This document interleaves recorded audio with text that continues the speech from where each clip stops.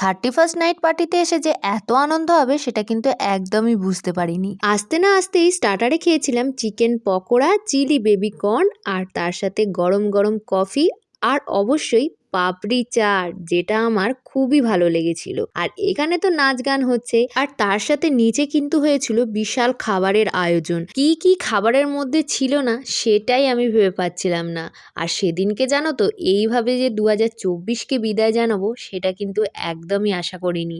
এত নেচে গেয়ে ভালোবেসে বছরটাকে শেষ করে নতুন বছরকে স্বাগত জানিয়েছিলাম, এভাবেও যে পুরনো বছর পেরিয়ে নতুন বছরের দিকে পা দেওয়া যায় সেটা কিন্তু আমি আশা করিনি। তবে খুব ভালো লেগেছিল। আর আমি যেহেতু বাপের বাড়িতে গিয়েছিলাম, আর এখানে যেহেতু প্রোগ্রামটা বাপের বাড়ির পাড়া চত্বরেই হয়েছিল, সেই জন্য আরোই ভালো লাগছিল পাড়ার সকল মানুষকে একসাথে কাছে পেয়ে। আর এই খুদে সদস্যটাকে দেখেছো, এ কিন্তু খুবই এনজয় করছিল। আমরা তো বড়রা এনজয় করছিলাম, আর তার সাথে কিন্তু ও নন স্টপ নেচে যাচ্ছিল। এটা কিন্তু খুবই ভালো লাগছিল।